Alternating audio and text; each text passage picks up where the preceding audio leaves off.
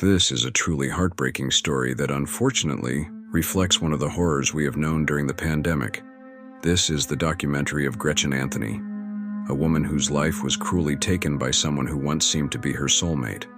Although this video deals with difficult events, it is important for us to hear these stories, to remember the value of our lives, and to reflect on the importance of recognizing the signs of abuse. It all began with a message that Jeff Dreyer, Gretchen's ex-husband, received one morning. It was a message from Gretchen saying she had tested positive for the coronavirus and was being treated at a CDC specialized center. What initially seemed like a concerning message about her health soon started to feel odd. Jeff noticed that the message didn't sound like Gretchen's usual style of writing, something that her friend, Dawn Paris, also found strange. Gretchen seemed to have suddenly disappeared during the pandemic. No one could locate her, though her mobile phone was still active. To Jeff, the message he had received made no sense, and when they tried to contact Gretchen through other means, there was no response. Something inside him told him that something wasn't right. To better understand what was happening, we need to learn more about David Anthony, Gretchen's second husband. David grew up in Palm Beach Gardens, Florida, raised by a single mother, Susan Warnett. As a child, David was bullied due to his weight, which led him to develop a depression that followed him for years. However, over time, he found solace in sports, especially basketball. This shift allowed him to earn a scholarship in high school and, later, complete his studies at Eckerd College. Sports changed David's life, not just physically but also emotionally. He became a fitness trainer and therapeutic masseur, earning a positive reputation among his clients. His success as a trainer was undeniable, and his physical presence attracted many people. It was at one of these gyms, Orange Theory, where David met Gretchen, a successful woman who had just come out of her first marriage and was determined to improve her fitness. What began as a client-trainer relationship soon evolved into something deeper.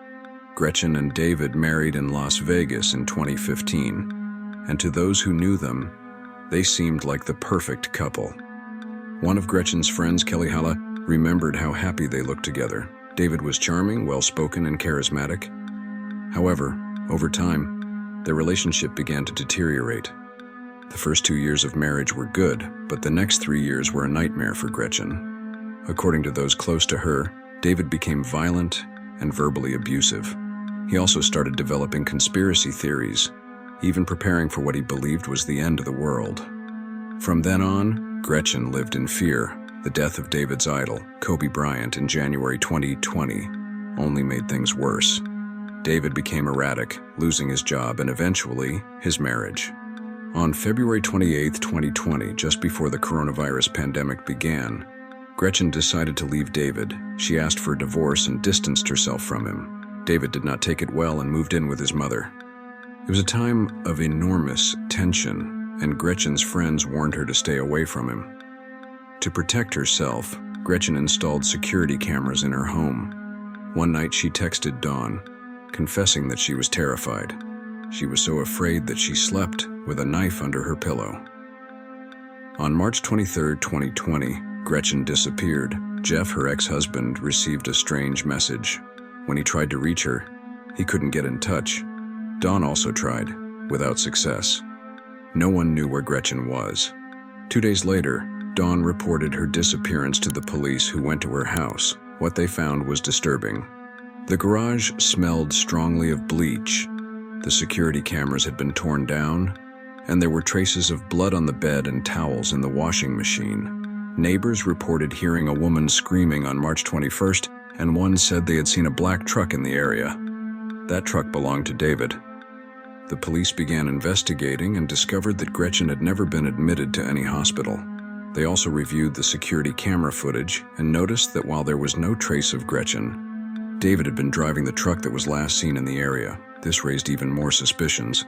David, for his part, made a desperate attempt to flee to Costa Rica, claiming it was to protect others from the risk of infection.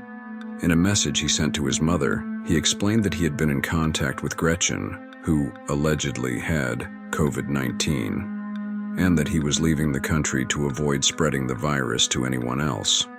It was a weak alibi, one that the authorities didn't buy for a second. His sudden decision to flee, especially in the midst of a pandemic, raised immediate red flags.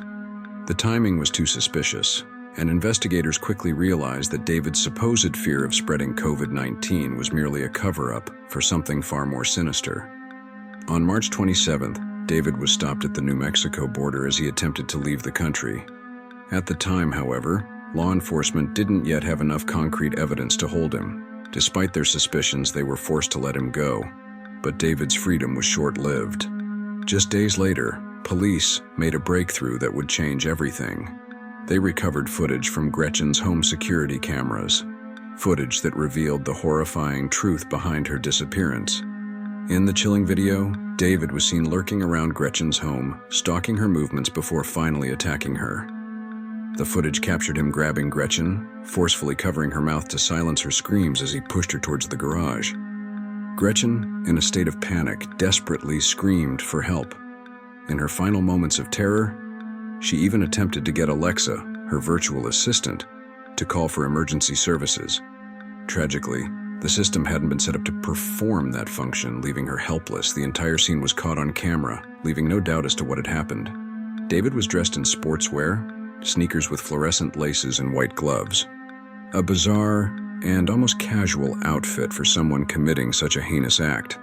The footage was enough to finally expose the full brutality of David's crime. On March 31st, police located David walking his dog in a park, unaware that the police had already gathered substantial evidence against him. David seemed calm and composed as they approached. He was immediately arrested, but even then, he maintained his innocence, denying any involvement in Gretchen's murder. The police, however, had all the proof they needed. As the investigation continued and his lawyer negotiated with authorities, David finally broke down. The pressure mounted and he eventually confessed to the crime, leading the police to where he had buried Gretchen's body. It was a quiet, unremarkable location, just a few miles from her home, behind a supermarket, an area that would now be forever associated with a terrible tragedy. The autopsy revealed that Gretchen had been stabbed in the neck and torso and had defensive wounds on her hands. David was sentenced to 38 years in prison for second-degree murder. Although he eventually expressed remorse during the trial, describing Gretchen as a beautiful and generous woman who tried to help him, his tears moved no one. For Gretchen's family, the loss was irreparable. I wish I could help him with his mental problems. I wish him the best, but I feel I can't help anymore, and that he needs to learn how to love himself first so he can love someone else, Gretchen wrote to a friend a year before she was killed by David Anthony. This story leaves us with deep sadness. Gretchen was a woman seeking peace in her life, but chaos and abuse surrounded her until her tragic end. It's important to recognize the signs of abuse and, above all, seek help if we find ourselves in a similar situation. No one should live in fear, and we all deserve to feel safe in our homes. It's crucial to remember Gretchen and victims of violence like her, so that their stories serve as a reminder of the importance of acting against abuse. Thank you for watching this video. If it made you reflect, don't forget to like and share it. See you in the next one.